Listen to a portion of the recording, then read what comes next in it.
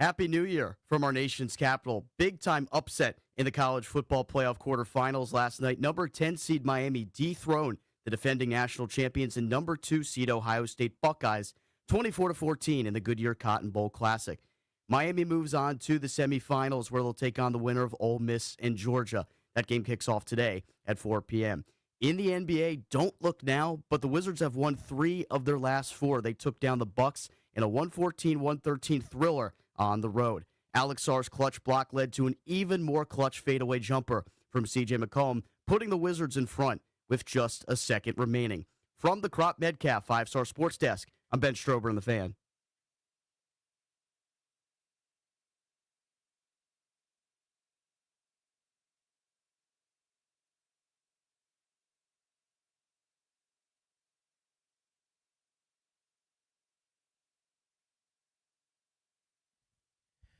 Happy New Year and welcome in. It is BMitch and Finlay.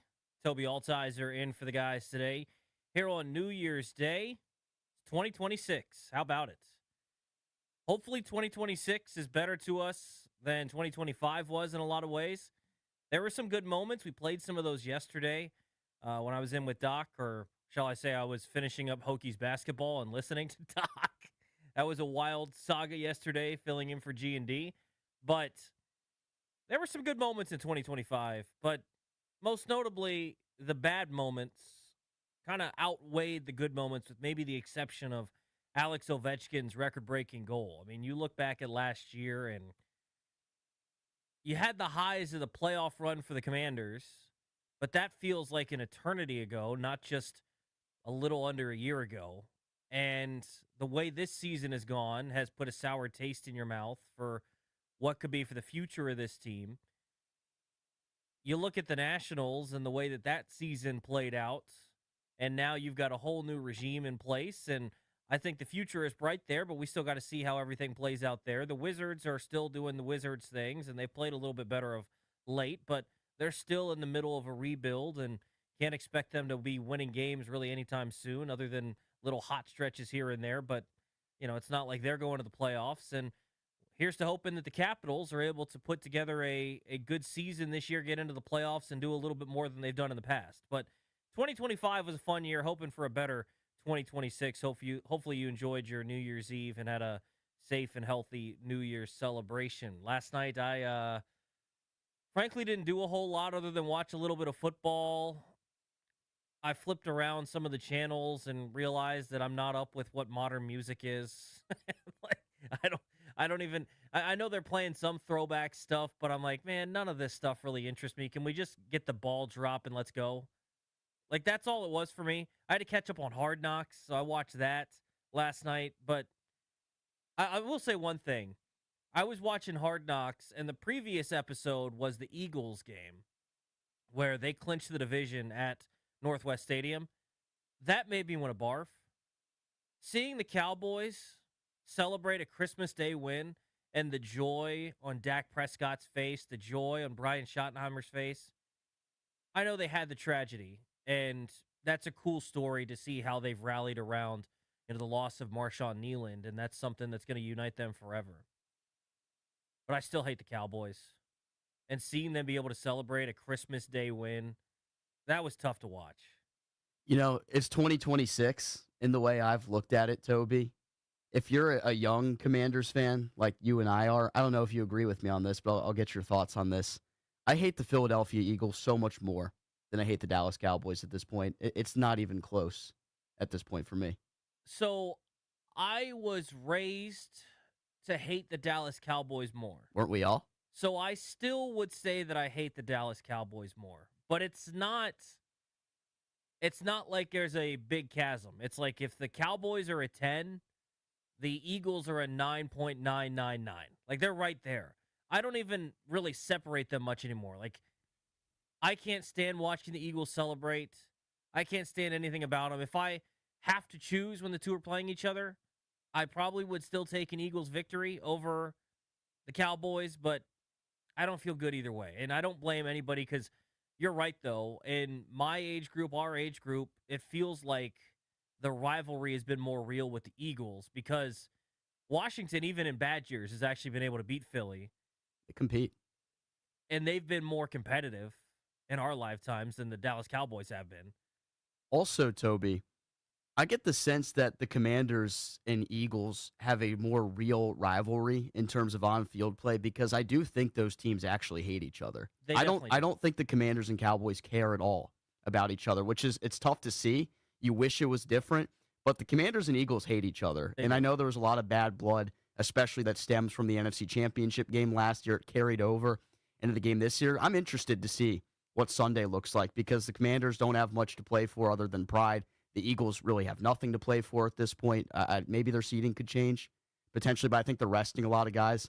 I'm interested to see the kind of fight that you see from the Commanders. Do they look like they hate the Eagles in this game? Well, and that's the thing that's going to be interesting is when you have backups playing for Washington because of injuries, because there's quite a few of those, and you have backups playing for Philadelphia because they don't have anything to play for, there's going to be that extra chip that you see sometimes in the final preseason game where guys are trying to prove something and you get scuffles because there's a little bit of action after the whistle. And all of a sudden, you end up with these big moments. And we saw what happened in week 16 after they went for two. There was already a big skirmish, and that was with starters. That's with Mikey. And I still laugh at that video of what's their tackle? It was Tyler Steen, their right guard, just got jumped by like 6 Commanders. I still crack up at that. But yeah, I mean, there is a hatred between those two, to your point, that I don't know that they have with any other team, and I love that. I need more of that in professional sports. Less of the buddy stuff. Not that you can't be friends off the field, but I need less of the Jaden Daniels, Malik Neighbors shaking hands in the middle of a game, and more of I want to crush this guy in between the white lines. The coaching matchup is what also drives that riot. I think Nick Sirianni hates Dan Quinn for whatever reason. That's just the vibe I get. Well, and everybody hates Nick Sirianni. Exactly. You're not going to get that same vibe, though, with Dallas because Dan Quinn was very well liked in Dallas by the players, a lot of the staff that's still there. They had very good things to say about Dan Quinn. There's a reason why most players that played either with him as a defensive coordinator or him as a head coach love Dan Quinn as a guy personally. So nobody in Dallas has like bad blood toward Dan Quinn. The Eagles, I don't think you could really say that's the same. I think Nick Sirianni has bad blood with Dan Quinn for whatever reason. And I think everybody just wants to beat Philadelphia because that's who they are right now. They're the top dogs in the division. They just won the Super Bowl. You want to beat those guys bad, and especially after what they did to you in the NFC Championship game, losing by 32 points after you finally get there for the first time in 33 years. That is a gut punch to you as an organization. If you're a fan, if you're a player, for me, I can't get over it. The only way I'm ever getting over that loss is if we beat them in an NFC Championship game and win a Super Bowl of our own. I can't get over it.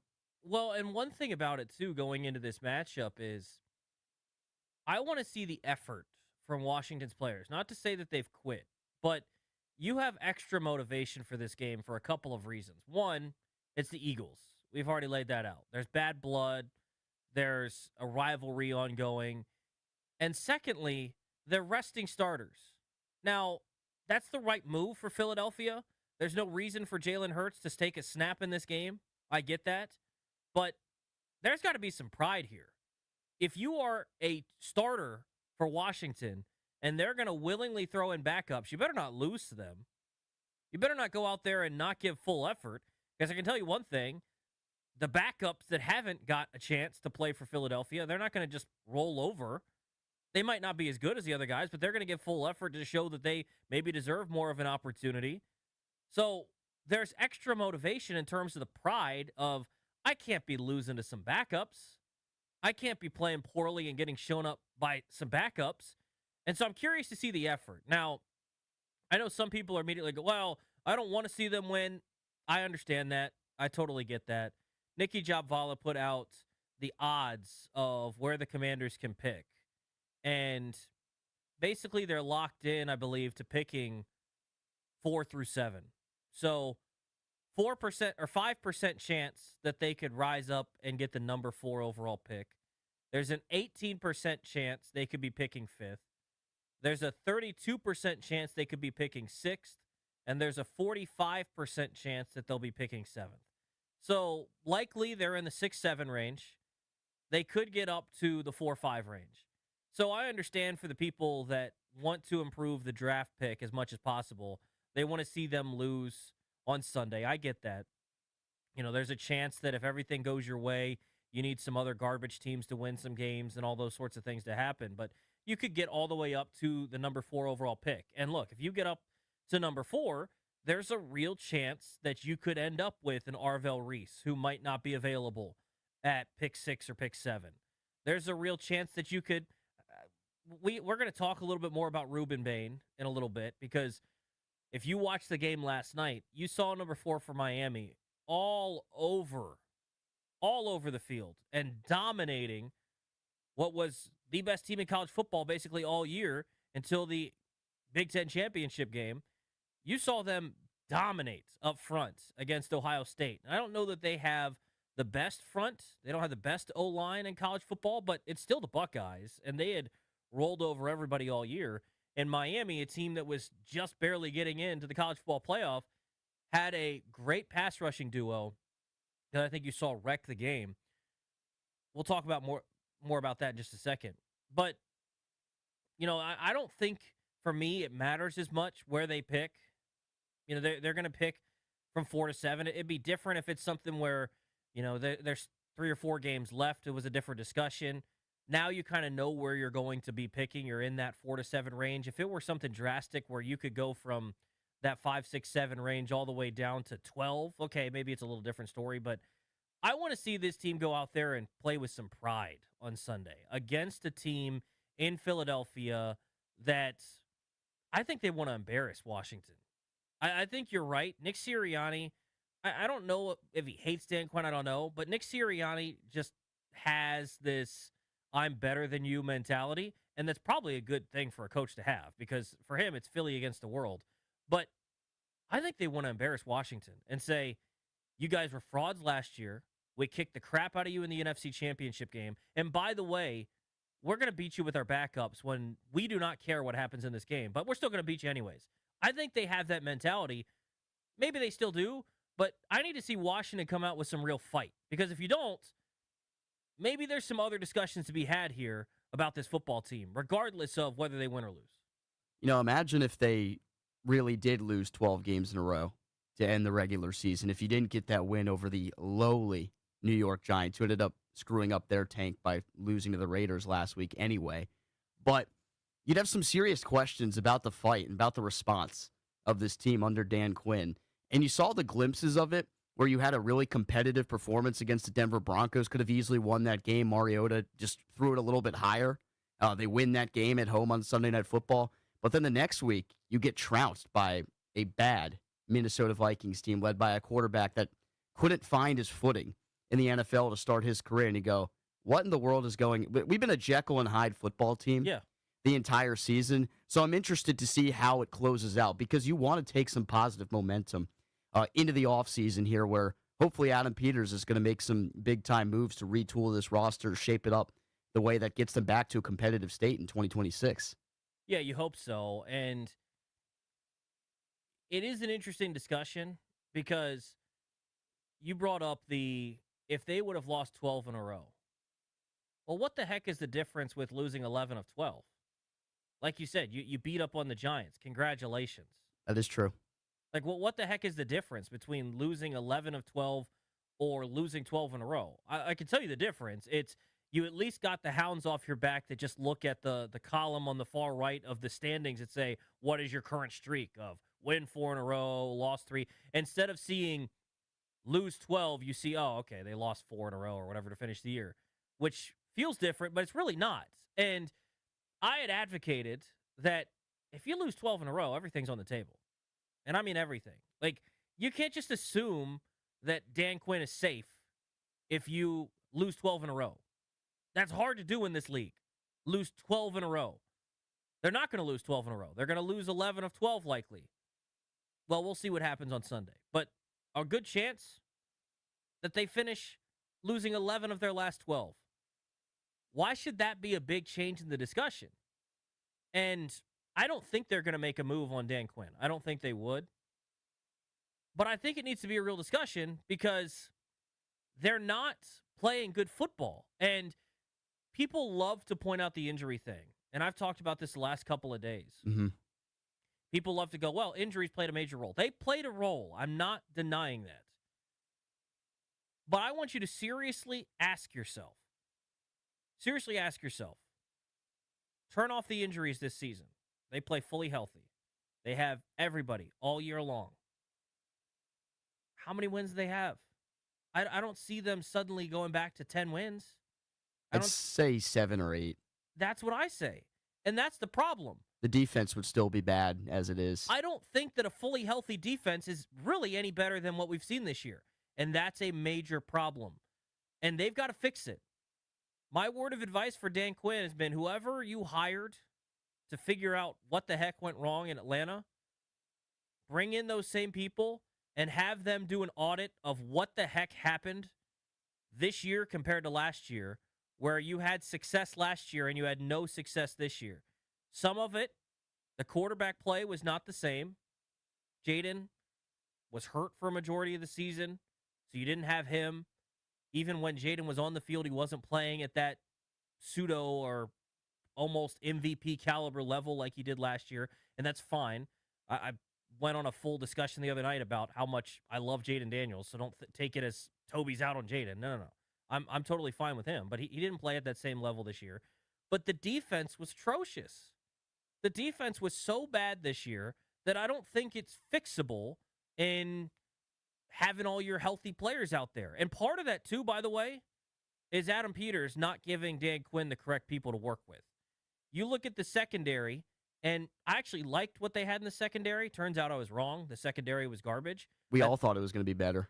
I think that is partially Quinn. I'd never believed in their pass rush. Never did. And for Dan Quinn's style of defense to work, and really any defense to work in the modern NFL, you have to have a consistent pass rush.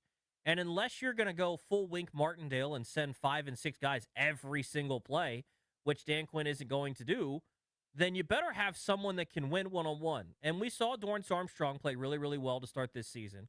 And so maybe that could be your guy. Even then, I still don't think he's a top-end edge rusher by any means. I think on a good team. I like him as your second guy or rotational. Yeah, I think on a good team, the way he was playing this year, he could probably elevate to a 2, but he's generally been a 3 throughout his career and his time in Dallas. And then here, they've got to get a dude that can rush the passer. They have to get somebody. But they need playmakers everywhere. We're going to talk about this playoff game last night that we watched. You saw Ruben Bain wreck the game for Miami against Ohio State. You saw Caleb Downs all over the football field making plays from a safety position, used as a rover, kind of coming down near the line of scrimmage, blitzing, also making tackles on the second level and third level as a deep safety. They need playmakers all over the field because you look at every level of the defense right now, and I don't feel confident in any of them. And frankly, there's not a lot of players that I have tons of confidence going into next year. Now, they can flip that narrative pretty quickly. You sign a couple of the right guys. You start putting these guys in better positions.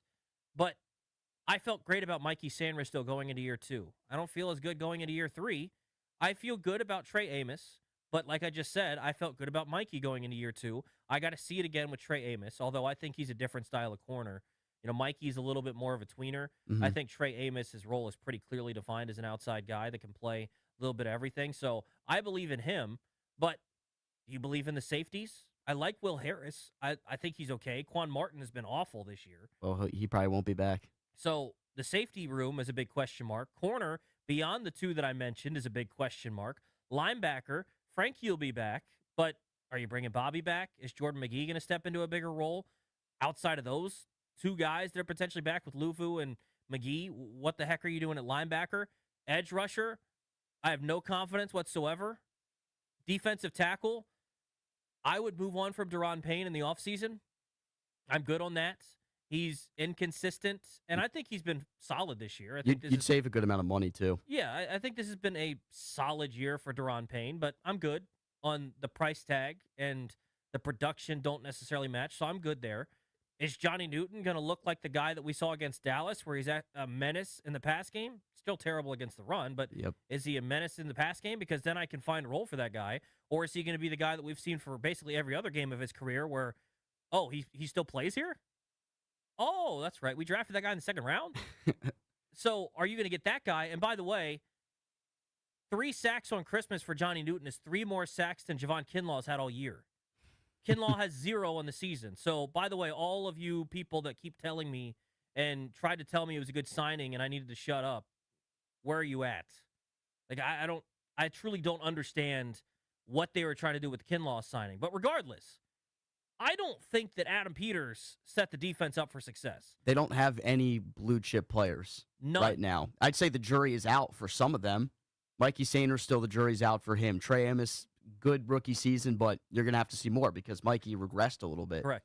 this past season. Jordan McGee, he's flashed a little bit since his role's expanded, but are you going to see him in that expanded role for the entire year next year? You don't know. Johnny Newton, what are you going to get out? You don't have anyone you can definitively say is a blue chip player on this defense. I don't even know if Frankie Louvu could even be considered in that conversation the way he's played this year because it's been bad. And I don't know if they know what he is, which is odd because they used him perfectly in their first year when he was here. And this year, I don't know what they're trying to do with him. He is awful as a hand on the dirt edge rusher. He's not an edge rusher. He cannot play that position. He's not an edge and he's not a linebacker. He's and a what tweener. is he? Well, he's a tweener. And you have to understand that if you want to use him fully as an edge rusher or as a linebacker, you're going to be disappointed. You have to use him in a unique role. And they used him in that unique role in his first year here. He's moving around. He's blitzing up the A-gap. He's blitzing and taking on a guard. He's rushing off the edge. He's rovering around the middle of the field. He can do all those things. So I still like Frankie Louvu as a player. But whatever they tried to do this year with him, I don't know why you ever thought you should change his role. If you thought, oh, okay, well, he's basically an extra edge rusher with all the injuries. Well, you're wasting Frankie Louvu then because he is not good enough to just be a straight-up edge. I like Frankie. He's one of my favorite players on the team. But he just can't play edge. If you just line him up there, like you said, it's a waste. He's not going to be good enough against the run. He's not going to be effective enough as a pass rusher going against tackles all game long. It's scary where they're at. And it makes you wonder if the defense is fixable going into next year. Like, let's say Adam makes the correct moves. Let's say he drafts a defensive player early. We'll talk more about the guys that I want at the top of the draft next segment. But let's say he drafts a defensive player that's an impact player. He goes and signs a couple of guys that are impact players. I think you can argue that the defense is going to be better, but I don't know that it's going to be fixed. I'm almost wondering if their big issue that they've run into now is that Dan Quinn's scheme, while it can be effective, has too many cons to pros. It can be good, but if one of your cons is you can't stop the Shanahan type scheme that half the league runs, that's an issue. If I'm consistently hearing that, yeah, they ask a lot of their corners, and that's why Mikey's struggling, and I'm wondering if they can even truly evaluate things because I saw multiple incorrect evaluations now this season.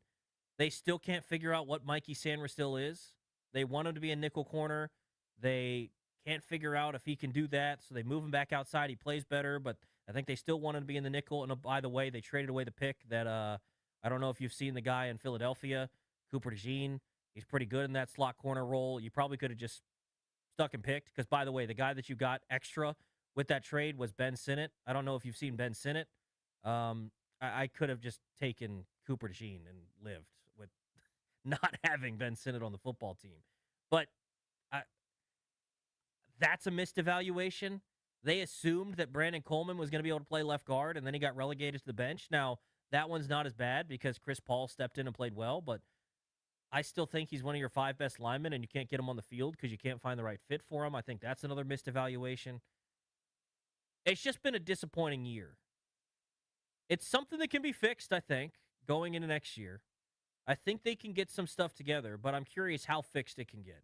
Is it something where they go from maybe the worst defense in the league to, okay, they're mediocre and they can get the job done? Because that's more of how I feel what last year's defense was. And their offense was incredibly efficient and really, really good. And if you combine those two, you can still create a winning formula. you hope that you can get back to that level of defense where it's at least acceptable, because this year has not been acceptable at all. Last night was a thriller in the college football playoff. Miami beating Ohio State. Want to talk about that game and two guys that stood out, one on each side. We already mentioned them, Reuben Bain, Caleb Downs. Reuben Bain has had some interesting discussion around him with the NFL draft. We'll talk about that and how last night's game impacted. And I'm going to tell you once again why I love Caleb Downs and would love to see him in burgundy and gold. Tobi Altizer filling in for BMitch and Finlay on New Year's Day.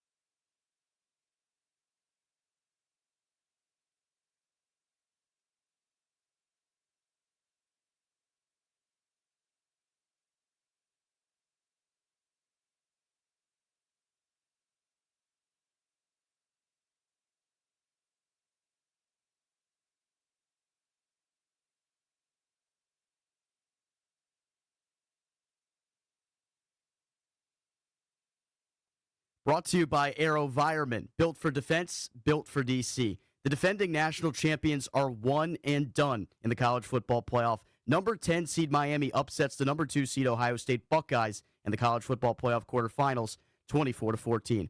Great day for college football fans because there's 3 more playoff games in action today. Oregon takes on Texas Tech at noon. Alabama battles the number 1 seed Indiana at 4 p.m. And Ole Miss and Georgia clash at 8 p.m. More college football news. Maryland football announced its freshman star edge rusher Sidney Stewart will return for 2026. The Terps retained Stewart and Zahir Mathis this offseason. Now they await the arrival of the number 5 player in the nation, Zion Ely. In the NHL, the Capitals took down the Rangers yesterday 6-3. The Caps are back on the ice for a New Year's Day matinee. They take on the Ottawa Senators at 1 p.m. You can hear all the action right here on The Fan. Coverage begins at 12:45. AV is built for DC, built to innovate at the speed of intelligence, built to deploy solutions that give our warfighters the edge. Built for now to defend our future when the mission matters the most. DC turns to AV.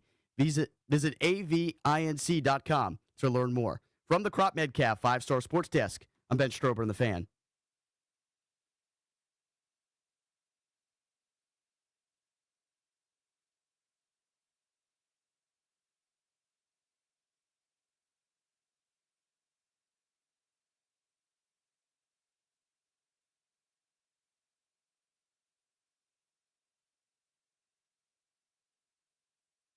BMitch and Finlay, 1067 The Fan. The guys are off for New Year's Day. Hopefully you had a happy and healthy New Year's celebration last night. Welcome into 2026. Tobi Altizer sitting in for the guys today. Last night, thriller of a college football playoff game. I'm sure most of you were tuned in as Miami, I guess you could say, upset. I don't know that there's really upsets in the college football playoff that are major teams, right? Miami at one point in the year was thought to be one of the best teams in the country, but they beat Ohio State 24-14, and it really felt like the score was, that might be closer than the game felt.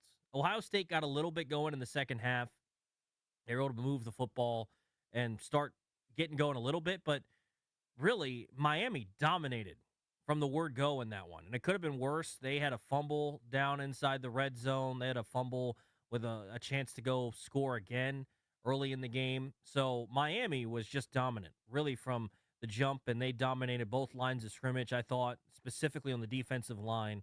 Ruben Bain, I am so intrigued by this discussion around him, arm length, and what's his draft stock going to be going into the year. And as the first portion of the season and the college football season went on, and you just looked around and, you know, the draft nerds like myself and lapping up anything you can get, just looking ahead and watching the college football season through the lens of the NFL draft and thinking about what teams need and all these things.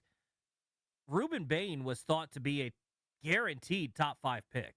He was thought to be the guarantee top edge rusher through the beginning portion of the season. Then as the year went on, and even more so recently, you started to hear these, okay, well, he doesn't have the traditional size and look of an edge rusher, and he doesn't have the prototypical length arms that you want out of an edge rusher when you draft him. And is he going to have to move inside to be more of a 3 technique in the NFL? I saw Booger McFarland was tweeting about that last night. I've seen, I think Cam Jordan of the Saints was saying, hey, don't discount him being able to just go out there and play off the edge and wreck things because he's a special player. And you saw that last night. And I'm very curious to see how this is going to go. I wasn't really turned on to this as much until I was listening to Dane Brugler, who does a fantastic job for The Athletic. On The Athletic Football Show, they do a podcast every week on Wednesdays called Building the Beast, and they just talk through different things going on with the college football season and as pertains specifically to the NFL draft, because he puts out the fantastic guide going into the NFL draft called The Beast. And he brought this up a couple of weeks ago about Ruben Bain, saying he's not a guaranteed top 10 pick. And he maybe wouldn't even bet on him being a top 10 pick, which is kind of odd to me. And you watched the game last night, and did you notice that his arm length was prohibiting him from destroying the game plan for Ohio State? Because I sure as heck didn't. He's explosive, gets around the edge quick, doesn't look like your typical edge rusher. I'll give you that. But my gosh, he destroyed Ohio State last night. Absolutely destroyed them. And sometimes you get to these process, and I get it. You know, when you go to an NFL draft, and I know a lot of old school football people will hear, well, his arm length and well, what the heck are you doing? Turn on the film. And I tend to agree with that more than I do. Let's go and just look at all the measurements and how good they look in compression shorts running in Indianapolis at the combine. Like, that stuff does matter to an extent, but they're also trying to mitigate risk, right? When you go through these things. So if I go through and I watch a kid and he's dominant on film, but then I look at all the measurables and things and go, well, I've never seen somebody in this mold be successful before. They're trying to mitigate the risk. So I understand the paralysis by overanalysis sort of deal that happens with the NFL draft at times. We've seen it with players that have dropped down, that get into the league, and then all of a sudden they're the player that everybody expected them to be. Guy I can think of a couple of years ago was Kyle Hamilton, who probably should have been wearing burgundy and gold. Right? Kyle Hamilton was probably the best player or one of the best players in that draft, and he dropped down because, oh, he's not fast enough. And then, all right, well, just watch him play in Baltimore and tell me he's not fast enough. By the way, if you're a smart football player, I might run a half second slower 40, a full quarter second, well, maybe not half second, but you run a 4.4, I run a 4.5. But if I'm a step ahead of you because I know what's going on and I can diagnose things better, that's better to me with the slower guy than the 4.4 guy who's out of position. But regardless, I don't know that you need to overthink the Bane one. I think someone will. I think teams will. He'll probably drop down the board a little bit. But I don't know that that's one that you have to overthink. Because you look at the top of this draft, and what's so interesting is generally the positions that go at the top, the ones that are targeted the most heavily in the top 10, obviously quarterback. And there's a potential that 3 are going to go.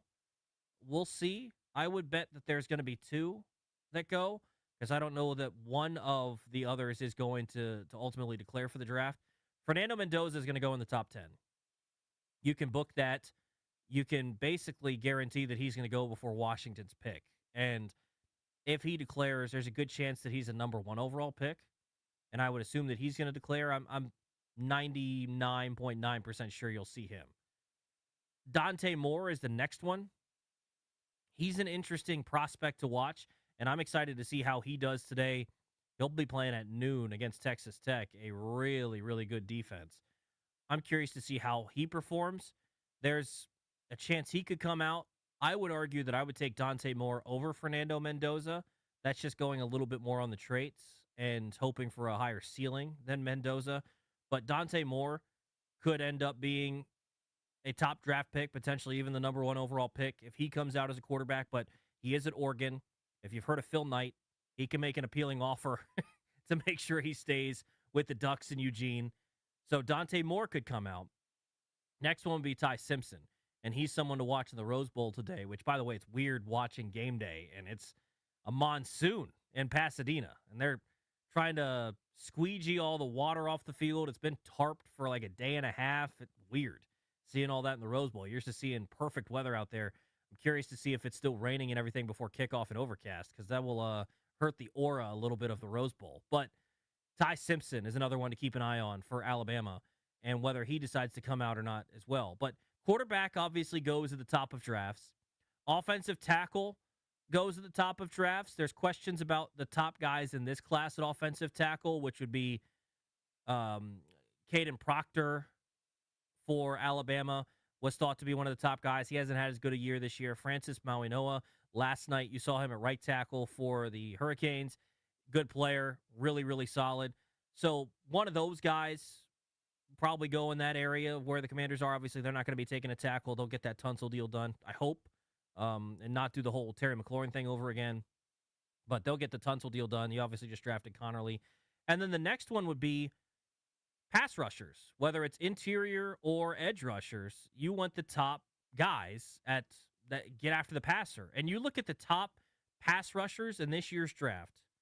And what's so interesting about them is Arvell Reese is listed as a linebacker. He's kind of a tweener.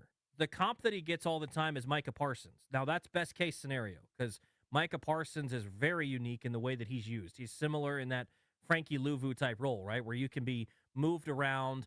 You're not truly an edge all the time. You're not truly a linebacker all the time. You can kind of do a little bit of everything. Micah's better as a pure edge rusher than what Frankie is, but he's not just going to line up truly on the edge all the time. And if you want a chess piece on defense, Arvell Reese can be that for you. They've used him a lot this year at Ohio State as a quarterback spy. They did that last night a little bit with Carson Beck, and I didn't love that utilization of him. I would have thought when you're going against a guy like Carson Beck, where he's not going to run as much, just blitz him, let him get after the quarterback. But regardless, you see the closing speed. He did that against Fernando Mendoza in the Big Ten championship game, forced him to get rid of the football a little bit quicker than he'd like at times when he was trying to escape. But that's a tweener as a pass rusher. I think he'll probably be the first pass rusher taken, but he's a tweener. He's not a true just edge rusher. The next guy would be David Bailey. He is a true edge rusher. You'll see him today for Texas Tech. He's probably the top, just full on, know him as an edge rusher. He plays there all the time kind of guy. And we'll see if he ends up going top 10, which I think he would. But 6'3", 250 there. But he's not talked about nearly as much. Peter Woods, interior defensive lineman, he was thought to be one of the top prospects in the draft coming into the year. Didn't have his best year for Clemson. And then Reuben Bain would be there. But Bain's another one that's interesting because we just had the discussion about the arm length and whether he's a guy that should be taken that high. And Keldrick Falk is another one. He's got more of the measurables, but his production hasn't necessarily always been there. Hasn't been as impressive this season, 6'6", 285, so more of a big edge that you're used to seeing. Cassius Howell out of Texas A&M is one to keep an eye on, but he's smaller as well, 6'2", 248. So that's the interesting part about this is when you're saying, okay, if there were a Myles Garrett, yeah, I'll probably just take Myles Garrett and live with that over a, Reuben Bain, and I'll be the one that misses. Or if there's a TJ Watt or someone like that, I'll be the one that misses because I'll take the guy that I'm more confident in because he's a traditional edge. There's really not that guy. So if you're going to get a pass rusher, yeah, there might be some quote-unquote red flags for Reuben Bain, but the production is there. And in the biggest game of his life, playing against Ohio State last night, he absolutely destroyed them. I think that's got to matter for something. On the other side of the football, I want to talk about Caleb Downs. Grant tweeted about this last night, Grant Paulson. He tweeted that trade down Paulson, as he's known as, because he just loves trading picks to go down and get more assets. He said the worst thing about being trade down Paulson is watching the Buckeyes defense and knowing I wouldn't get any of their guys. To which I replied, that's why I'm, quote, take Caleb Downs Altizer. I want to talk about Caleb Downs next because I don't really care where Washington's picking. They're picking 4th, 5th, 6th, 7th. I don't care. I want to see Caleb Downs in burgundy and gold. We'll talk about it next. Here will be Mitch and Finlay on the Fan.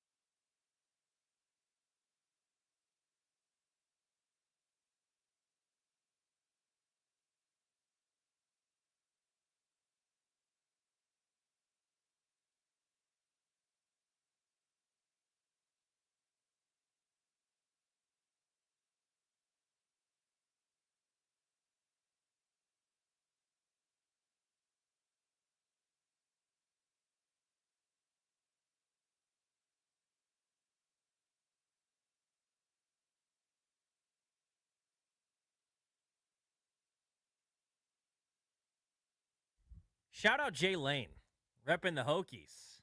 By the way, Hokies, if you're not paying attention to them on the old hardwood, heck of a win yesterday, triple overtime over UVA. The Hokies might be legit.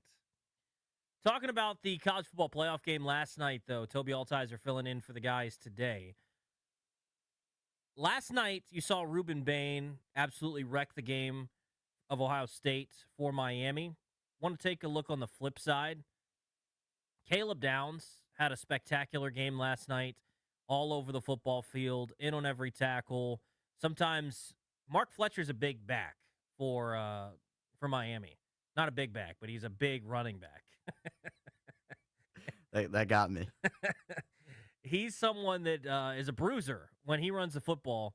And there were a couple times where he's running the football and you see him just get blasted. You're like, who the heck was that? It's Caleb Downs. He'd break through, and here's a form tackle, last line of defense. Here's Caleb Downs. Forced a couple of fumbles on Malachi Toney. Here's Caleb Downs again. Dude's all over the football field.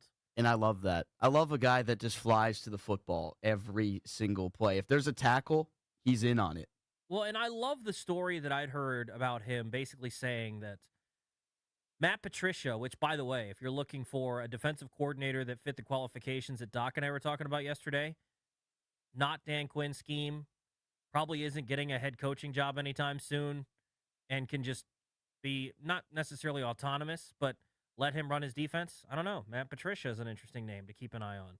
I'd be interested in what he could do because he's a good defensive coordinator, not a good head coach, but he'd be a interesting one to consider. But the reason I bring up Caleb Downs once again is Commanders are likely to pick in that 4 through 7 range. That generally precludes a team from taking a safety. I think you might have to make the exception this year. I want to lay out some reasons why. Number one, I think Caleb Downs is the best football player in this year's draft. Number two is probably Jeremiah Love. Both those guys obviously have the positional value question. Caleb Downs being a safety, Love being the running back out of Notre Dame. Love would be fun to watch here. I'm not going to touch a running back where this team is at right now. I wouldn't take Love, although some people are saying, hey, just make it a dynamic offense with Love. I'd love watching him, but I'm not taking a running back when there's so many other needs. But I would take Caleb Downs because I think he's the best player in this year's draft as a safety. And I laid out last segment, obviously they don't need quarterback. The edge rushers in this draft are questionable, and I think there's some red flags with all of these guys, and there's no clear-cut top dude or top 2 or 3 guys that you'd feel great about compared to maybe the safest pick in the draft being Caleb Downs. People immediately go to look at 2 of the most impactful safeties in the league, Derwin James and Kyle Hamilton, and look at where they were drafted. Derwin was one of the top players in his class. You knew that coming in, but he got drafted 17th by the Chargers. Kyle Hamilton was one of the top players in his class, arguably the best football player in that class coming out. But he went 14th because of a little bit of groupthink, overthink with his 40 time, but also because there are good football players in these drafts. Listen to the guys that went ahead of Derwin James that I didn't have an issue with going ahead of him. Saquon, Baker Mayfield, Sam Darnold, Denzel Ward, Quentin Nelson, Josh Allen, Roquan Smith, Mika Fitzpatrick, by the way, another safety taken at 11th there, Vita Vea, Deron Payne, Marcus Davenport didn't make sense there, but Tremaine Edmonds, Colton Miller. Those sorts of dudes make a little more sense. You look in 2022, Aiden Hutchinson went ahead, Trayvon Walker, Derek Stingley, Sauce Gardner, Kayvon Thibodeau. Remember, he was thought to be one of the best pass rushers. Ike Ekwonu, Evan Neal, Drake London, Charles Cross, Garrett Wilson, Chris Olave, Jamison Williams, Jordan Davis. What's my point here? I don't think this list of players that I went through, if you told me I had to take one of those guys over Caleb Downs, I'd be a little more apt. Because I could say, yeah, would I rather have a guy of Kayvon Thibodeau's draft profile as an edge rusher, knowing that I can get some pressure, or would I rather have Caleb Downs with the probably thinking that Caleb Downs is better, but the positional value? Okay, I could maybe listen to you on Kayvon Thibodeau. If you want to talk about Roquan Smith is interesting with an off-ball linebacker, or Quentin Nelson, Bradley Chubb, Denzel Ward, right? Like, if you gave me those style of players, those caliber of players, then okay, yeah, I'll pass on Caleb Downs. I don't think there's those guys in this draft. And there's going to be guys that pop. It happens every year. But if you gave me the option right now of Caleb Downs, or I could basically take a pick of anybody else in the draft, regardless of where Washington picks, I think I just take Caleb Downs. I think he's the best football player. I don't think that there's a guy that is going to be an absolute game wrecker at edge rusher. Even though I think Reuben Bain's really, really good, there are questions, like I laid out, and maybe it's a little bit of overthink, but I still think that Caleb Downs, in terms of just being a pure football player, regardless of positional value, I think he's the best player in the draft. So at that point, because of the fact that I don't have a quote-unquote can't-miss edge rusher, I don't need a tackle, but there is an even one that is a can't-miss tackle. You don't need quarterback. Well, if that's the case, and I'm already going to have to dip into either a questionable, valuable position or just go best player available, give me best player available. And to me, that best player available is Caleb Downs, and there's no question about that in my mind. 800-636-1067 if you want to hop in. Should the Commanders take Caleb Downs in the top 10, even though the positional value doesn't necessarily always fit? It's not traditional to have a safety go inside the top 10, especially if they even climb up a little bit higher in the 4-5 range. Should they take Caleb Downs regardless? 800-636-1067. Tobi Altizer sitting in for BMitch and Finlay on the first day of 2026.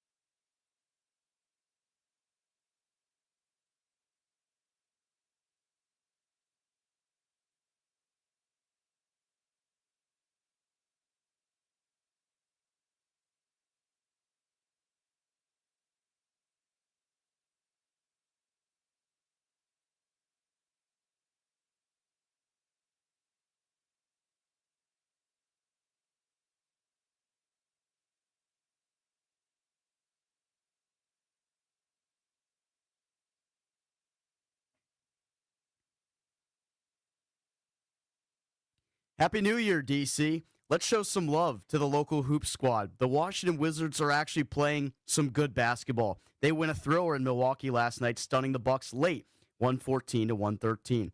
Rookie Trey Johnson started the game 4 for 4 from behind the arc, breaking a franchise record for the most consecutive made threes by a rookie, with 9 in a row dating back to the previous game. The Wizards have won 3 of their last 4 and 5 of their last 9.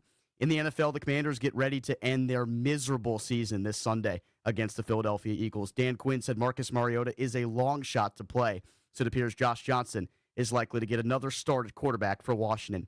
In the NHL, the Capitals took down the Rangers 6-3 yesterday behind Tom Wilson's 2-goal performance. Speaking of Wilson, he and Capitals goaltender Logan Thompson were named to Team Canada for the upcoming Winter Olympics. From the Crop Metcalf 5-Star Sports Desk, I'm Ben Strober in the Fan.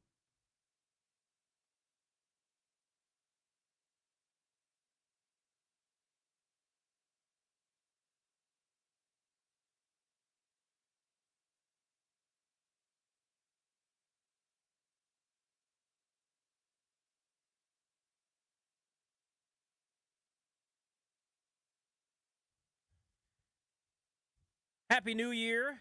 Tobi Altizer filling in for BMitch and Finlay today on the Fan, taking you up until Capitals hockey. They finished 2025 with a win yesterday over the Rangers, looking to start 2026 with a win as well. They're in Ottawa, taking on the Senators at 1 o'clock. John Walton on the call. Pregame begins at 12:45 right here on the Fan. I'm with you until then. Right now, we're talking about last night's college football playoff game. Caleb Downs, one of the stars of the game, despite Ohio State coming up short. Caleb Downs, Ruben Bain, two of the big talking points coming out of that game. Ruben Bain, electric for Miami. Maybe he's someone that you'd be interested in for the Commanders. I know a lot of people have been talking about that on social media. That's something that'll be interesting to see how the draft process plays out. If they were to have the opportunity to trade down, if that were on the table, say you get into that 11, 12 range, if he's still there, then maybe it makes more sense. Even though if they took him wherever they finish up, 6, 7, 4, 5, wherever they finish, then maybe you're just willing to take them there regardless. He was a game wrecker, so I wouldn't be opposed to it, although I'd prefer maybe to go another direction just because of some of the question marks. But the top guy for me is Caleb Downs. And I laid out before, you look at this year's draft class in terms of prospects. And I know we see some of these guys now with looking back at the 2018 draft with Derwin James, the 2022 draft with Kyle Hamilton, and we kind of think of obviously what they have become now in the league. But if you think back to some of these guys as prospects, again, listen to the names that went ahead of Derwin James when he went 17th. Baker Mayfield went 1. Saquon Barkley, Sam Darnold, Denzel Ward.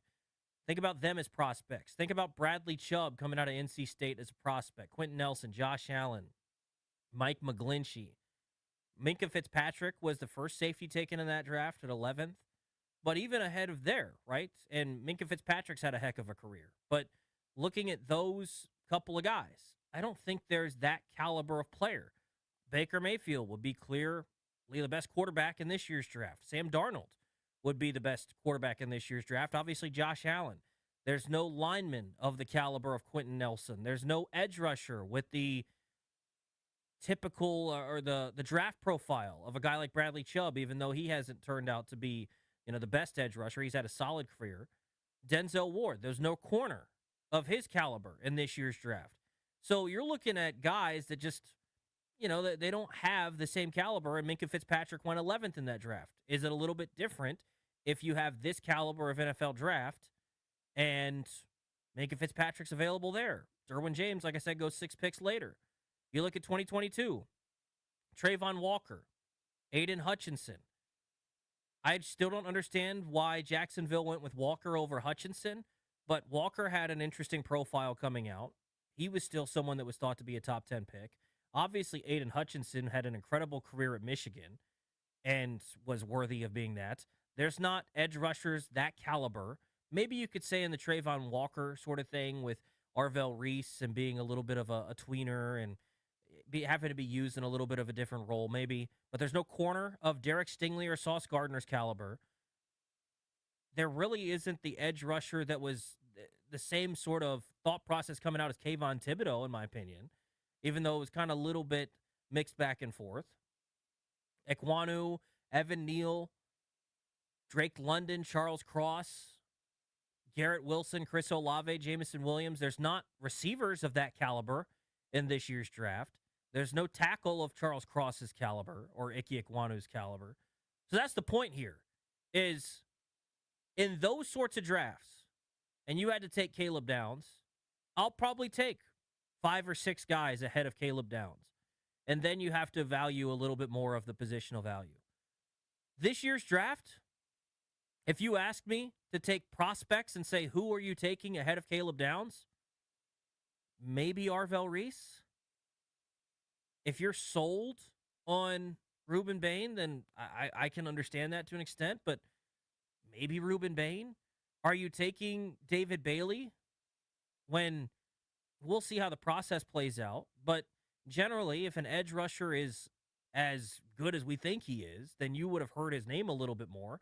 Not to say that David Bailey hasn't had a good year, but do you really want to take David Bailey? I mean, you look at what he's done this season, 13 and a half sacks. There's no, obviously, sneezing at that. He's been spectacular this season.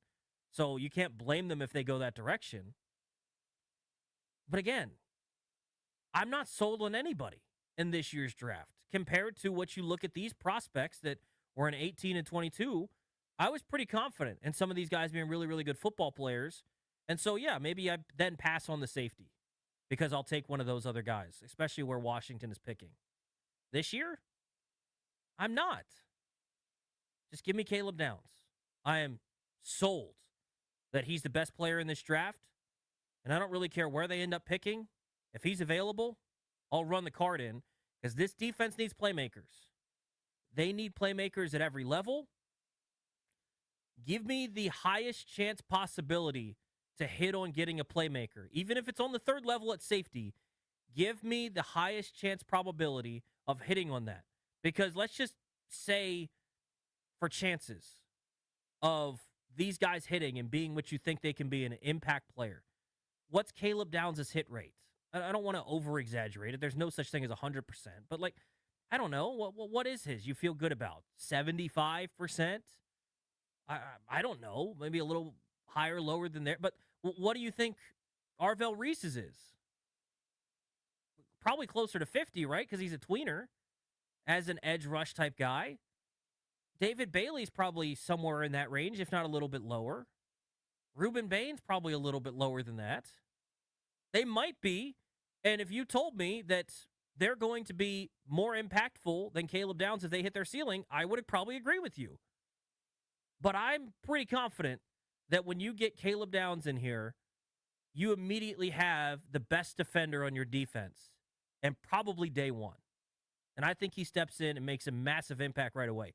Smart football player, really good, has a brother that's in the NFL. You know, Josh Downs from the Colts, so he has an NFL pedigree, understands how his brother can help him through the process and everything. I just don't think you need to overthink this one, even though the positional value comes into it. I just don't know that this might be the exception to the rule in this year's draft because of the lack of top-end talent that I feel really confident in. 800-636-1067 if you'd like to hop in. Let's get out to Elijah in D.C. Elijah, Happy New Year, man. What's going on? That's cool, man.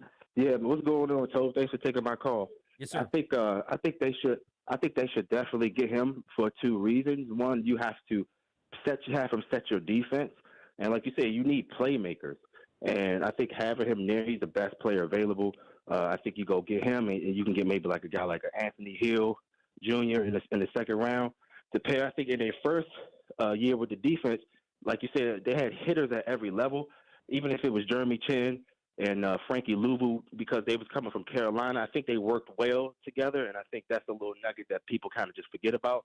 But I think if you bring in a guy like Caleb Downs, certain like crossers and things that people have been doing on Washington, teams going to have to game plan and say we just can't, be trying stuff. The days of just trying stuff on this defense would end immediately just from having him on the field. And you got to think of safety like a cushion. You saw on that play when Quan Martin, he still had his foot. He never took a step to reset the back of that defense as a cushion. Even when I played, we had when you reading the inside man, you got to take a step back. Now people got to recognize at that time it was the run game, so he had his feet in the ground to go forward because we was getting beat up on the run. But at the same time, he never reset the last man of the defense by taking that step, not a panic step, but a step to reset that line. And Caleb Downs, he's going to do that every single time. He can help out on the run. He can get this to the sideline. He can cover on the back end. So think of him like a Debo Samuels, but on defense. So versatile. A guy who can, so versatile. But from that safety spot, he don't even have to move around. His range and ability can really help you. So I think they do that. And then you got to get a linebacker to go sideline to sideline to pair with him. Then you can run that 3 linebacker set. And then I think that would change the game. And it's a trickle-down effect. You get a blue-chip player, and then the underneath guys, Sanderson, all these other guys, when they have that help and that cushion and understanding, that will completely change the thing. Sure. So, on the whiteboard, you will put his name in, Caleb Downs. Yeah. And that's what I want. I only want guys that's going to be going on the whiteboard for teams to have to game plan, because then other players that you'll be like, oh wow, this guy on our team is good too. Oh, that's what we need to see. Elijah, it's almost like a key. Appreciate the phone call, man. Great call. Love y'all, man. Peace. Yeah, I think one thing that sold me on Caleb Downs as well last night watching the game, he is versatile. He's a safety that I think is an immediate upgrade in the Quan Martin role, which really isn't saying much with the way that Quan's played this year, but him being able to play as the deep safety, especially where they love to play single high, and basically allowing him to be that last line of defense. As a pass defender, I think he would be great in that role. But what sold me on him even more watching last night's game is, like I mentioned, they have a power back in Miami with Mark Fletcher. And to see Caleb Downs operating around the line of scrimmage, because he's not a massive guy. That would be my one drawback. If you're looking at Caleb Downs and saying, okay, well, what are the cons? There's not a ton of them, because I think he's a smart football player.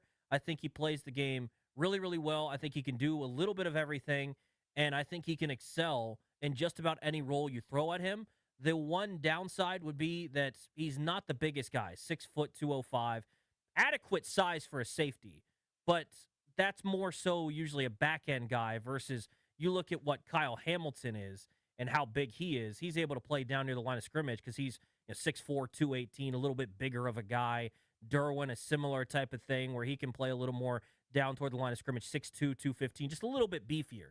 Only 10-pound difference. But watching Caleb Downs down near the line of scrimmage last night and coming in and fitting in the run game, laying the wood on Mark Fletcher, I think you can use him however you want to use him. You want to use him in the nickel a little bit and have him as an extra run defender, but he can help you in the pass game down there. I think he can do that. You want to use him as the deep middle guy where Quan Martin's used? You can do that. You want to try and use him as a bit of a dime linebacker type in the box? He can probably do some of that. Now, he might be a little undersized for that specific role, but I think he can do a little bit of everything. And that's why I'm kind of sold that he almost answers more than just one question. He's not 2 players in one. He can't obviously fill 2 spots at the same time. But if you end up finding another guy later in the draft that fits another role, oh, okay, well, now we can move him around. He's someone that can fill multiple roles and has that ability, even though he's only the one guy. And I'm sold on Caleb Downs. Chris is in Brandywine. Chris, what's going on? Hey, thanks for taking my call. I totally agree with you. Caleb Downs has to be a pick. The last time we picked a top 10 safety, it worked out pretty well for us with Sean Taylor. Caleb Downs, you think back to Dan Quinn's Legion of Boom. It started with Earl Thomas, and you have that mind back there that can, diagnose and read the plays and act on it and make the plays. It allows you to go and either fill that need of a missile launcher, strong safety later on in the draft, or even, you might even be able to move, the current free safety or the strong safety, and maybe that's a better fit for him. So I'm totally in on Downs. I've been talking about as the best pick for us. I think the DNs in this draft are okay. They're not like total game wreckers, like once in a generation type talents, while Caleb Downs is that type of player. So take the player. Don't overthink it. 100% appreciate it, Chris. Yeah, that's my thinking too, is I'm not ignoring the positional value. I fully understand it. And if you are, I can't take a safety that high regardless. I do understand that. But would I rather take a guy that I feel fairly certain is going to be an impact safety that can immediately step in and be really good? And then within a year or two, we're talking about in the same vein as some of these top safeties in the league that are difference makers. Think of, the way that Budda Baker's been talked about in Arizona for years. Think about how Antoine Winfield's talked about with Tampa, Derwin James, Kyle Hamilton. Take your pick of one of these top safeties. I think having Caleb Downs, I think he'll immediately, or maybe not right away in the league, but in a couple of years' time as he develops, he'll be someone that you're talking about in that vein. Or do you want to take a guy at edge rusher that, yeah, maybe he turns into someone that we're talking about as a really good player, or he could just be a guy that he's a starter. Okay, he's 8 sacks. I don't know what David Bailey's ceiling is. I don't know what Arvell Reese's ceiling is. I don't know what Ruben Bain's ceiling is. I don't think it's as high as Caleb Downs. And so, yeah, they're more valuable in position, but just because of the positional value, I don't think you can discount how much better of a football player Caleb Downs is than really just about anybody in this draft, with maybe the exception of Jeremiah Love. Mike is in Landover. Mike, what's going on? Yeah, how you doing, sir? Yeah, like I was telling the gentleman, I don't think he'll be available. First of all, the talent is so depleted coming out the draft this year. I think the Redskins should either trade it or get another lineman or offensive lineman or something else. Because you saw the troubles they had, in a lot of the expiring contracts. You got a lot of players coming up, a lot of injuries, and that's really the best option because you have so many holes in your secondary and everything else. The kid's going to get exposed too much, and he's going to have too many problems. And I think that'll hamper his development. I'm saying he's not a good player, but I don't think too much pressure him being that high of a draft pick in the situation he's coming in. I don't know. I think he should. You know what I'm saying? It depends on who your coordinator is going to be. Because Quinn is overall, he's not going to be, he's not going to be calling defense as much either this year as he did, because he would like to delegate the Sure. needs to his coordinator. I think, Mike, I appreciate the phone call. I think even say you draft him and you're not able to use him in the versatile roles that they have at Ohio State. Say you're not going to be. He's immediately an upgrade over Quan Martin in his role. Just putting him there. And I think he's an impact player in that role. That's not even talking about being able to move him around and play him, like I said, in the nickel and blitz him and use him as a run defender and those sorts of things. Even if you just say, and I think it'd be a little bit of a waste, but even if you took him and just said he's going to play the deep middle in their scheme, great. I think he's a massive upgrade. Now, they need a pass rush. So, again, I'm not saying, oh, man, you'd be an idiot to take David Bailey or Ruben Bain. No. Now, to his point, these same discussions might be going on in New York with the Giants having the number 2 overall pick. I don't know that they would take him that high, but who knows? If he's the best player like I'm laying out and the Raiders take Mendoza, number 1, or they take Dante Moore, number 1, the Giants probably aren't taking a quarterback. So, okay, maybe they take Caleb Downs. The Jets are the next team at 3. I would think that they're going quarterback. But who knows? The Titans, they're not taking quarterback at 4. So do they view it the same way? They say, screw it. We'll just take the best player available, which is safety. Cardinals, they might be taking a quarterback. They might not. Do they take safety and just say, screw it, we'll take Caleb Downs? So there are teams ahead of them that could just have these exact same conversations that I just laid out and say, we don't love the other guys. We'll just take the best player on our board, which is Caleb Downs. It's very possible. But as unlikely as it is that Washington maybe would take him at 6, it's probably less likely that he'd be taken at 5, 4, 3. But anything could happen in this year's draft class where the top of the draft doesn't have that premier edge rusher that you're traditionally thinking of. It doesn't have that premier offensive tackle. It doesn't. I mean, Fernando Mendoza won the Heisman, but it doesn't really have that premier quarterback. So it's a different draft class. Not to say that it's bad. The top of the draft is not the same caliber that you're used to seeing, but I think you can still get a lot of value in the later round or later picks of the first round and getting into the second and third round. But I think trade down is also another possibility. To me, though, if Caleb Downs is there, I'd run the draft card in. I think that's plain and simple, and we'll have plenty more time to discuss this as leading up to the draft. And unfortunately, this is what we're talking about on January 1st this year versus what we were talking about on January 1st last year, where it was a playoff run. So hopefully we're back to that in 2027, talking about a Week 18 that means something versus a Week 18 where neither team's playing starters. One, because all their starters are injured. One, because they're already locked into a playoff spot, and it really doesn't matter. Next, I want to get into New Year's resolutions. Strobes and I can give you ours. No, I don't really care about what our New Year's resolutions are. DC Sports New Year's resolutions. How about that? For each of the teams, I got one for each of the 4 major professional sports teams here in DC.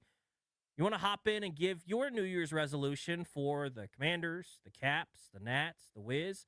800-636-1067. Strobes and I will give you ours next. You're listening to BMitch and Finlay with Tobi Altizer filling in on New Year's Day.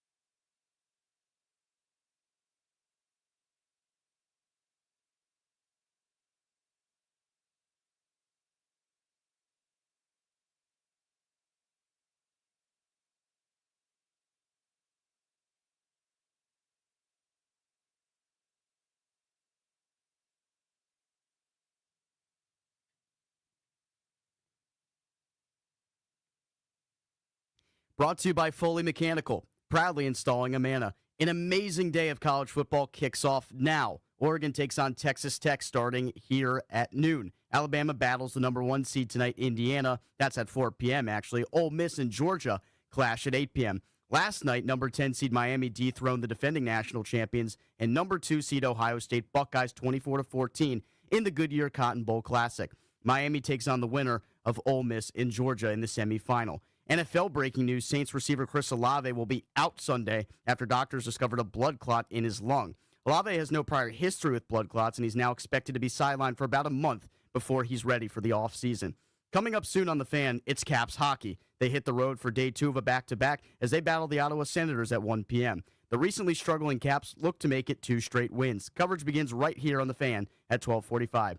When your HVAC's breaking down like a struggling defense, call Foley Mechanical, the go-to for heating, cooling, and radiator repair in the D.C. area. Locally owned, never franchised, Foley Mechanical proudly installing Amana systems. From the Crop Metcalf 5-Star Sports Desk, I'm Ben Strober on The Fan.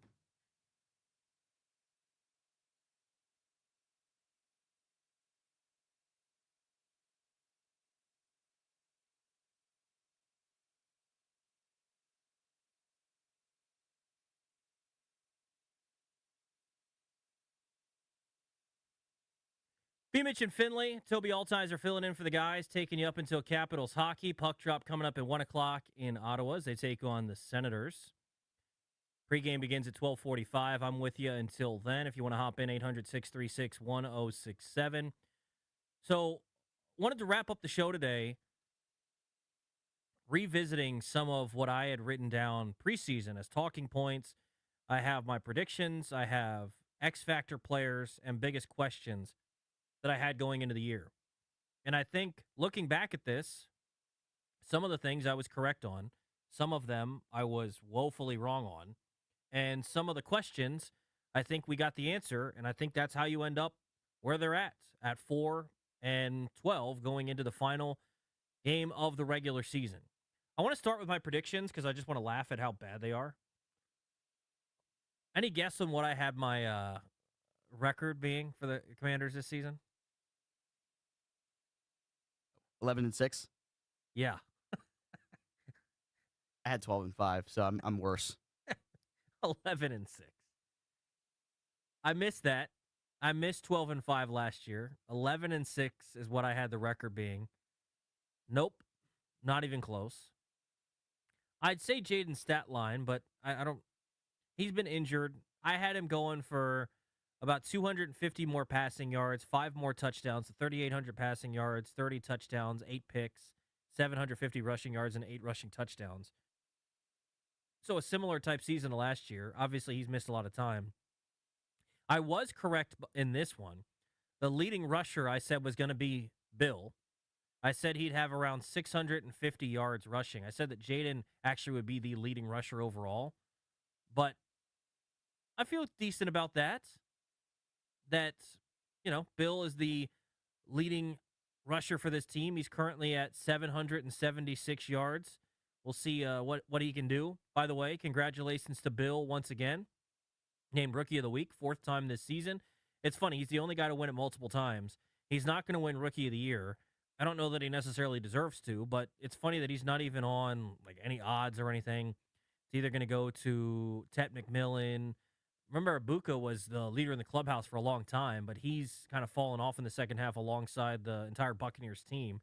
Tyler Shuck is making a late push for it as a quarterback. Jackson Dart, I think, is in there as well, but I don't know that he's going to win it. It's kind of a down year for Offensive Rookie of the Year because Tet McMillan might win it, but, how much has anyone talked about Tet McMillan this year? But Bill, leading the rusher, I was right about that. Said it'd be a running back by committee. I think you kind of seen that. Leading receiver, I said, would be Terry. I said he'd go for 1,200 yards. How about that? Is there a bigger Terry McLaurin fan than me? Someone that believes in him more than me. He's currently at 34 receptions for 525 yards. Let's see, if he had played all 17 games at his current pace, how many yards would he have finished at? 58.3 per game. We multiply that by 17, he would be just shy of 1,000. So 991. So even when he's played, he's not necessarily on track for anything close to what I was thinking.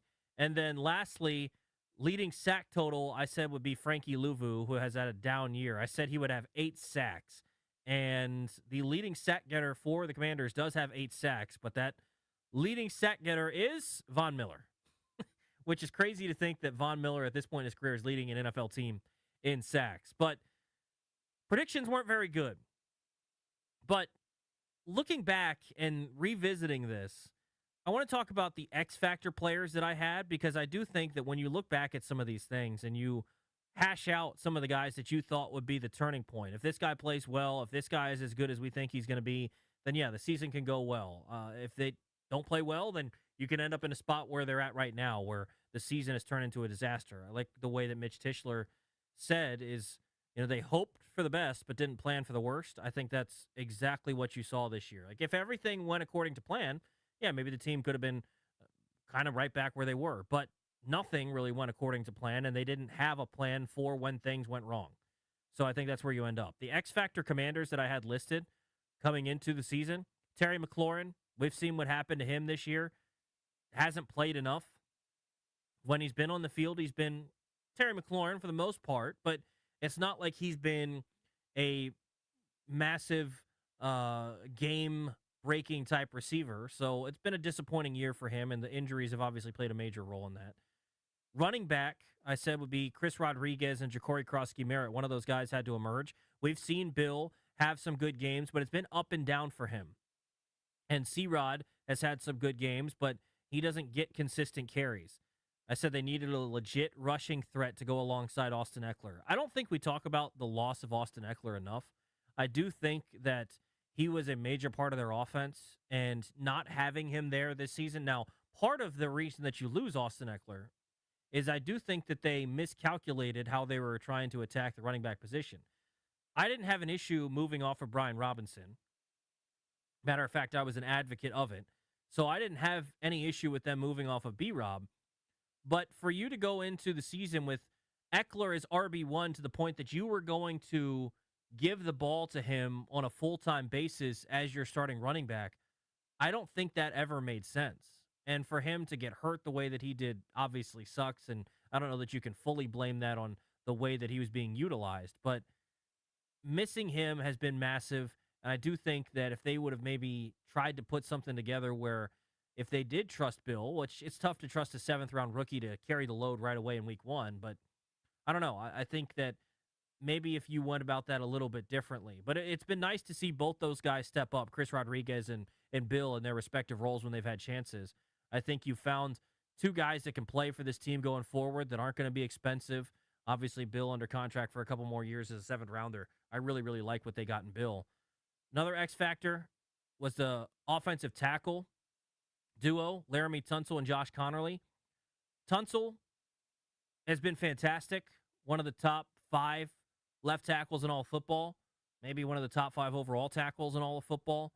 And he's been really, really impressive. And I'm begging Adam Peters that when it comes to signing him and the contract negotiations that they're going to have this offseason, like they did with Terry, just get that one done. I know the big discussion around Terry was the age.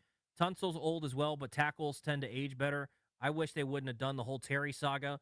Don't do it again with Tunsil. Just get this one done, especially giving up the draft capital that they did. I think they will get this one done, but let's not have this drama bleed over. Just get it done. And then Josh Connerly, I want to talk about him for a sec because I have been impressed by how he's come along. And I've been impressed by, when you drafted this guy with the 29th overall pick, I think sometimes we don't talk enough about this because you just label a first rounder as a first rounder. And yes, that's true.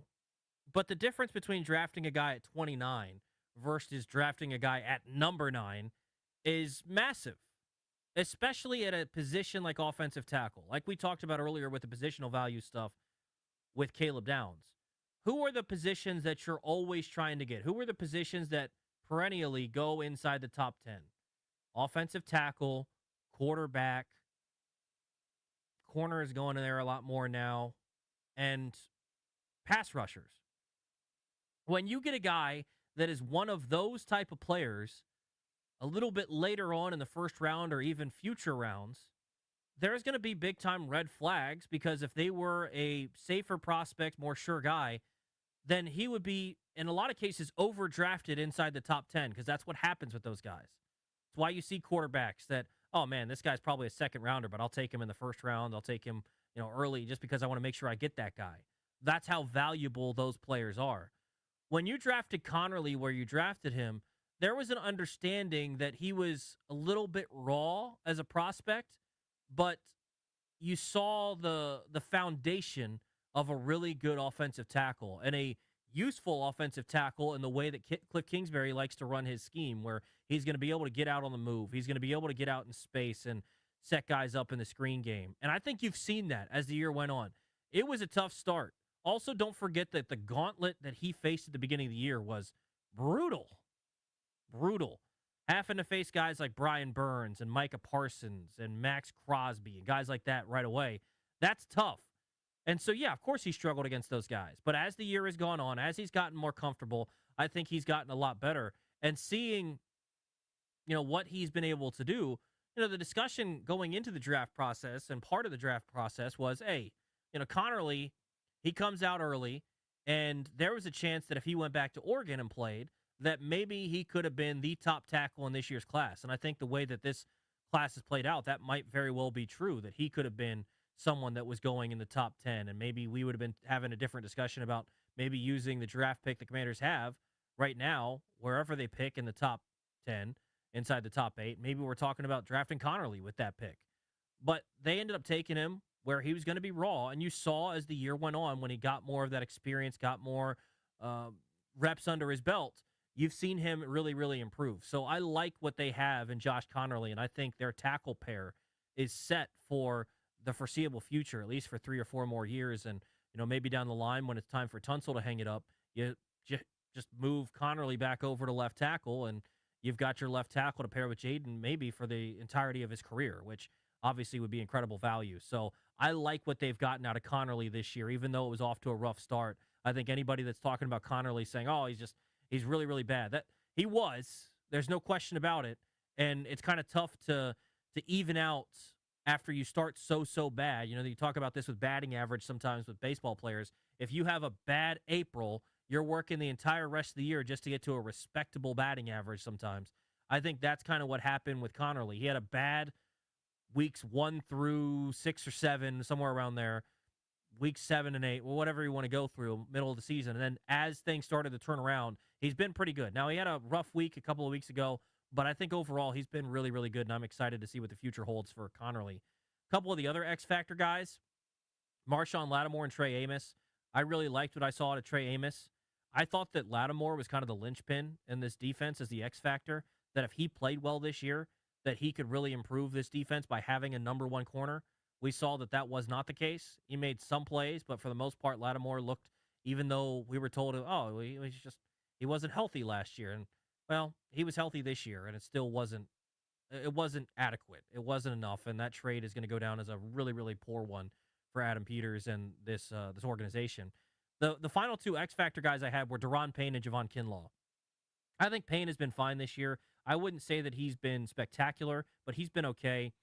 But Kinlaw, man, I mean, when you sign a guy, and I've heard all the explanations. I've heard people lay out, well, the $15 million and the $30 million guaranteed over the 3 years, $15 million a year. Well, it's really not as much. I get all those things. He's not worth that contract. He was never worth that contract. And this year, he has 0 sacks. 0 sacks. As many as me and Strobes. If we're paying guys for 0 sacks, give me the league minimum. I'll go step in there. And he's been able to make some plays this year. It's not that he hasn't been impactful. And I do think the way that he plays the defensive tackle position, that at times his impact isn't necessarily going to lead to stats. That being said, he still hasn't been very good. He's made plays. He'll make flash plays. But he just has not lived up to what you were expecting out of him. Because to me, and this also doesn't make any sense for fit when they sign a guy like Kinlaw. Different body types, different ways that they go about it. But to me, Kinlaw and Johnny Newton are similar in the style of how they want to play defensive tackle. They're penetrators. They're guys that are going to get up the field. They're going to try to beat their guy. They're not necessarily going to focus on stuffing the run and those sorts of things.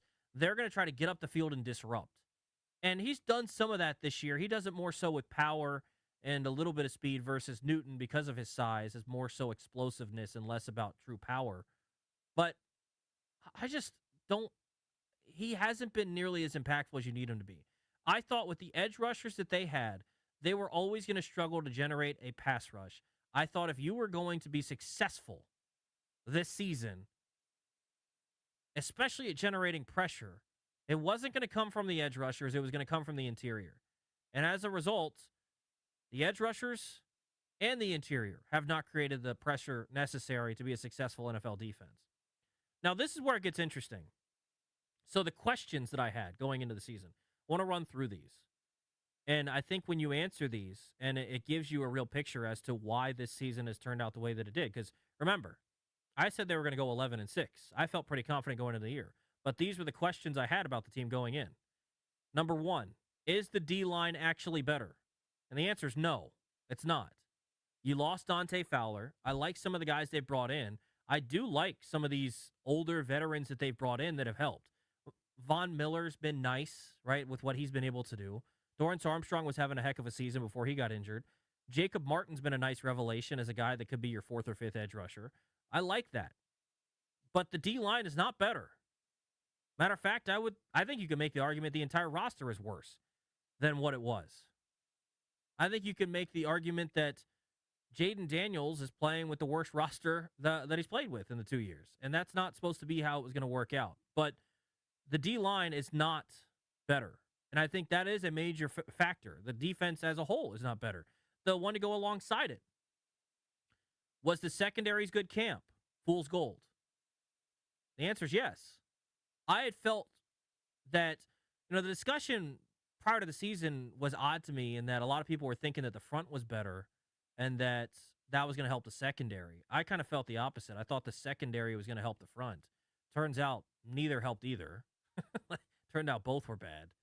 But I actually believed in the secondary, and they look good in training camp. And I think we're now finding out that either training camp didn't mean anything, which I don't think that it did, and the receivers were really, really bad because they were going up against...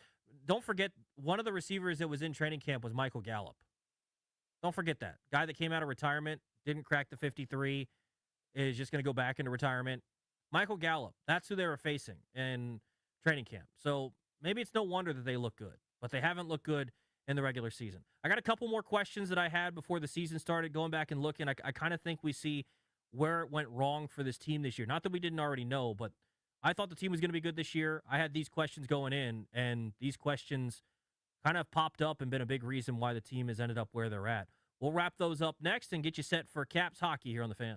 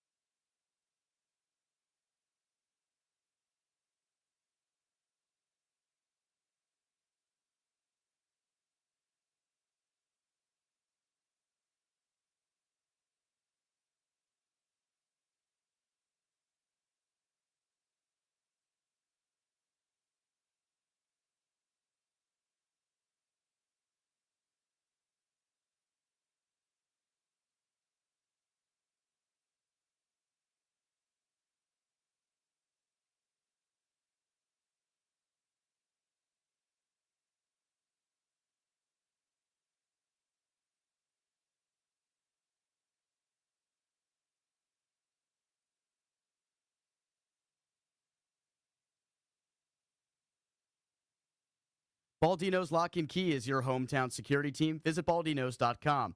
We're getting you ready for Caps hockey here in the Fan. Puck drops against the Ottawa Senators in around a half hour. Coverage begins on the Fan at 12:45. Commanders headlines: Bill Krosky Merritt picks up another Pepsi Zero Sugar Rookie of the Week award. He's now won the award 4 times this year. College football playoff quarterfinals are underway. Oregon and Texas Tech are duking it out as we speak. Alabama battles the number 1 seed Indiana at 4 p.m. and Ole Miss and Georgia clash at 8 p.m. Last night, Miami punched its ticket to the semifinals with a 24-14 win over the defending national champion Ohio State. The Wizards got their 3rd win in 4 games last night, stunning the Bucks 114-113 on the road. C.J. McCollum knocked in a game-winning baseline jumper with 1 second to play. Baldino's Lock and Key is your hometown security team for auto keys and fobs. They make car key problems look obsolete. With 9 area locations throughout Virginia and Maryland, stop by one near you today. Or for more info, visit baldinos.com. From the Crop Medcalf 5-Star Sports Desk, I'm Ben Strober on the Fan.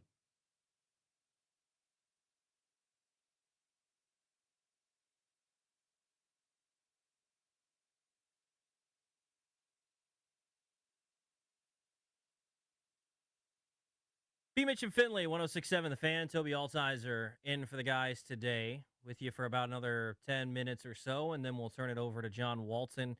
Capitals hockey as they get set to take on the Senators this afternoon. 1 o'clock puck drop pregame at 12:45. Wrapping up the show, though, we were talking about some stuff that, as I was going back through my notes and just planning out the show, I like to keep various things that I've talked about just to be able to go back and do similar stuff like this and just see what I was talking about, see what some of the discussions were, and be able to have like a resolution to some of the things. And the questions that I had going into the year, I thought were interesting because I think even though I had confidence in this team, like I said, the prediction that I had for this team was 11-6. The questions that I had for the team or about the team kind of played out to a point where you see how they ended up where they're at. Even though I had confidence, the questions I had went the wrong way, and then you end up in a spot where they're just with 4 wins. So the first question I had, like I talked about last segment, is the D-line actually better? It was not. Was the secondary's good camp fool's gold? It was. After that, who stepped up or who will step up as linebacker depth? I haven't really seen. I mean, Jordan McGee's done some nice things when he's had opportunities, but Bobby Wagner has taken a major step back this year. Still going to be one of the top in the league in tackles, but in pass coverage, he's become an absolute liability. And you haven't been able to get Jordan McGee on the field enough, in my opinion. So I think he stepped up, but I don't know the full answer to that because behind Jordan McGee, and we'll see what happens with Wagner, if this is his last year, if he comes back again, but in a reduced role, I don't know. But you've got Luvu and McGee, and then you got to figure out linebacker after that. How much does better offensive tackles open up the offense was another question I had. Turns out, with the other injuries around the team and the inconsistency of at the quarterback position with the injuries there and not the same level of play, it really didn't do a whole lot to open up the offense, even though I do think the offensive line this year has played quite well. Can the improved offensive line lead to an effective run game? And again, I talked about this with Doc yesterday. It's interesting because I'm one that tends to rely on my eyes and what I see over what the numbers will say. And if there is a conflict there, I'm going to still lean towards what my eyes see because numbers generally are a good indicator of what things are, but sometimes they can lie. And when you look at this team this year, they're one of the top 5 rushing teams in the league. But I just don't get that feeling when I watch them. They've had some big games running the football. Bill had a really good game on Christmas running the football. But I just don't think of them as good a run team this year as I even did last year. And I think as this season's gone on, I think next year what I want to see is a team that's able to be more along the lines of what Baltimore has done. And not maybe this year in particular, but in previous seasons with Derrick Henry, where, yes, they don't have a Derrick Henry and Burgundy of Gold here, but being able to turn around and just hand the football off. I think it takes pressure off of your quarterback physically because he's not involved in the play, so he's not going to get hit. There's no chance of him getting hit. That's why I'm talking about truly just turning around and handing the ball off. I'm not saying running an RPO. I'm not saying running a read option. Those are still going to be part of the playbook, but I don't want to major in that as my run game. I want to be able to just turn around and say, halfback dive, let's go. And that's something that I want to see more going into next year because you allow him to take the play off physically. He's not going to get hit. You also allow him a little bit of a chance to just take a break mentally as well. Just a simple, as long as we're in the right look here, snap the football, turn around, hand it off. All right, let's just try to work from ahead of the change as well and not get behind them. And I think it just allows a little bit of a reset there.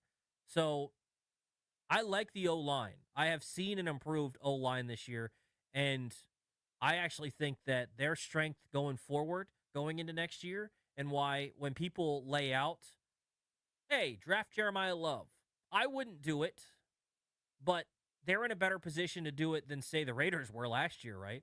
Where the Raiders drafted Ashton Genty and they didn't have an offensive line that was ready to do it. If Washington drafted Jeremiah Love, they would be set up to use him effectively, in my opinion. So I wouldn't do it, but it's not like it'd be the craziest thing ever and they would see it backfire immediately. The last question that I had, can the Commanders' wide receivers stay healthy? And who steps up if there is an injury? Which is crazy to think that this was one of my questions going into the year, and look how it's played out. And the reason that this was a question I had going into the year, their initial 53, their wide receiver room on their initial 53 was Terry McLaurin, Deebo Samuel, Noah Brown, Luke McCaffrey, Jalen Lane. And most of those guys have dealt with injuries this year. If you look at what they've gotten, ironically, Deebo Samuel, who has had injury concerns throughout his career, he's been fine. He's played 15 games this year, gone for 707 receiving yards, and been at times this season their best weapon. So he stayed healthy. Noah Brown has not, but I'm shocked that they thought he would. I get that it's just an initial 53 and it's a living, breathing organism where it's going to change week in, week out, and they'll make adjustments as necessary. And with the new rules, the practice squad, even though a guy might not technically be on the 53, he's still going to be able to help the team out on a week-to-week basis by being elevated. I get all those things, but Terry McLaurin, you could count on. Deebo, you didn't feel great going into the season, and ironically, those two have kind of flipped, where Deebo was the reliable one playing on a week-in, week-out basis. Terry was injured and missed a majority of the season. Noah Brown, though, I don't know why you ever felt like he was going to be ready. By the way, he's been injured throughout his career. He is injury-prone, but he was also injured in OTAs to the point that we thought he was out. We thought he was gone. And then he didn't practice during training camp. So I still don't understand that plan of Noah Brown. And so, in my opinion, that's an Adam Peters thing. He doesn't get off the hook for that being one of his plans. And then in turn, behind him was Luke McCaffrey and Jalen Lane. I like Jalen Lane a lot. I've talked plenty about him. I still believe that he's going to be a effective weapon for this team going forward. But to rely on a fourth-round rookie right away to step in and have to play more of a role, it's just asking a bit much. It's one of those things where, can he? Maybe. Can he do it? Maybe. Should you rely on him to do it? Probably not. That's why sometimes you have to make some of these security insurance type of signings. And then you look back and go, well, we could have maybe not signed that player. Okay, yes, maybe, but what if? Like, again, going back to the hoping for the best, planning for the worst. Well, when Luke McCaffrey is now stepping in as wide receiver 3, and Jalen Lane has to step in as wide receiver 4 because you didn't plan for the fact that Noah Brown was going to go down, or maybe they did plan for it, and their plan was Luke McCaffrey to step into that role. And he didn't show anything in year 1. To his credit, he improved in year 2 and was actually becoming a reliable wide receiver before he got hurt. I just didn't like their plan at wide receiver. And in turn, where you get to the spot where I was asking if they could stay healthy, the answer is no. And then who steps up if there's an injury? And the answer essentially has been nobody. Like the answer has been Chris Moore. They had to go sign Treylon Burks. I mean, it's been a disaster. I mean, Robbie Chosen is playing wide receiver at times for this team. Tay Martin played a couple of times. Jacoby Jones. That's where you got with this season. And I think looking back at those questions kind of shows you how, even though I had confidence going into this year with this team, it showed, okay, that's how you get to the spot where you're at. That's how you get to where you're at, where this season has gone off the rails to the point that it's become a disaster and one that you want to forget immediately. You wish it was over 5-6 weeks ago. That's going to do it for us here on BMitch and Finlay. Appreciate Strobes doing all the hard work behind the scenes. Coming up next, Caps hockey. They'll take on the Sens. Appreciate you listening. Happy New Year. Caps and Sens next here on The Fan.